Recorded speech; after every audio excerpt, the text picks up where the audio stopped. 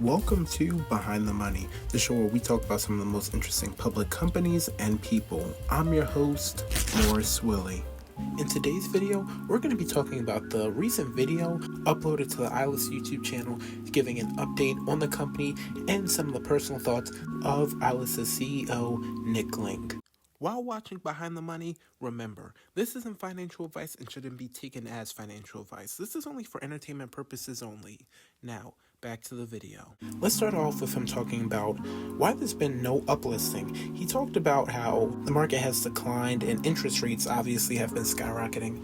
So it's not necessarily the perfect time to be uplisting to a major board. It comes with fees and a whole bunch of new eyes and analysts looking at the stock.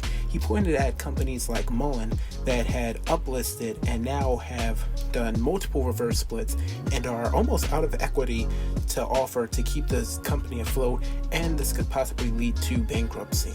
Another thing he talked about was some of the acquisitions within the company and why they haven't happened. One point he looked at was the funding pretty much for them. At this point, the company stock is down drastically, 90+% from a year and a half ago. So honestly, right now, it'd be foolish to put any stock up, seeing as it's trading for pennies on the dollar what it was just a short time ago. And with that, he talked about the decline in the market and rising interest rates. With the decline in the market, one thing that he brought to our attention is pump and dumps and retail investors. And he said for the most part, a lot of them have been wiped out.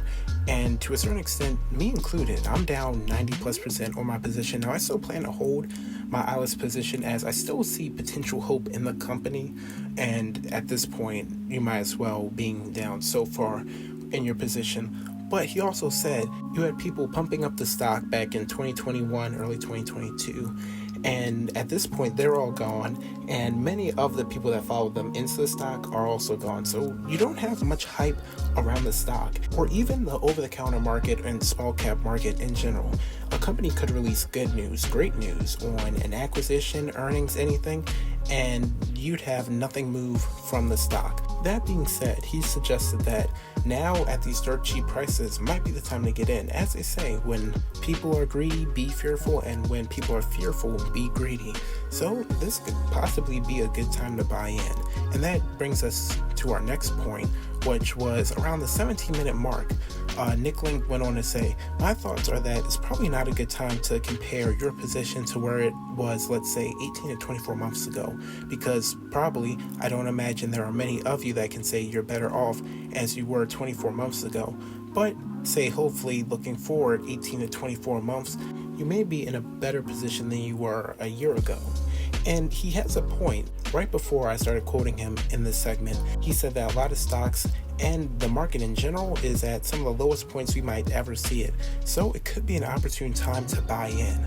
But there's one more thing from this video that stuck out to me. He talked about keeping promises. This was around the 11-minute, 30-second mark. Nick Link said, some of the companies regularly get, being alive, that, we promised that this didn't deliver, that didn't deliver. Everything in all of our companies that we say or promise, every single company, I'm talking generic, every single company we're involved with, anything we say either has been delivered, will be delivered, is in the process of being delivered, or is coming. There's very, very, very few that we said we were going to do something and it's been in the bin because it just didn't work out, but the destination stays the same. Quick note, if you haven't subscribed to Behind the Money, what are you doing? Take a minute, subscribe, and make sure to join us. Now back to your regularly scheduled programming. Now, this is where I do have to question him. While everything can't come to fruition and some things, especially in this economic climate, might have to be put on hold, I have videos from a year ago talking about Ilus uplisting or even the dividend that they were talking about.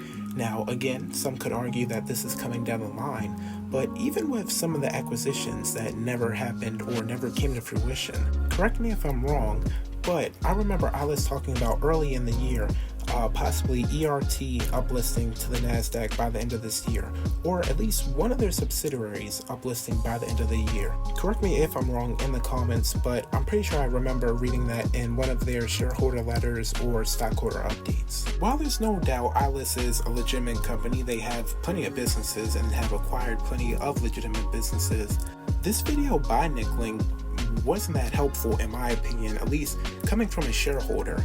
He didn't really tell us anything that we didn't know, and he pretty much just reiterated what we already knew. Let me know your thoughts about this update from Nickling down below. And this was just more of a discussion video. Some of my thoughts might have been repeated or come across as somewhat jumbled, but I was just trying to give you guys my thoughts on the update from the CEO. That said, thank you for watching Behind the Money.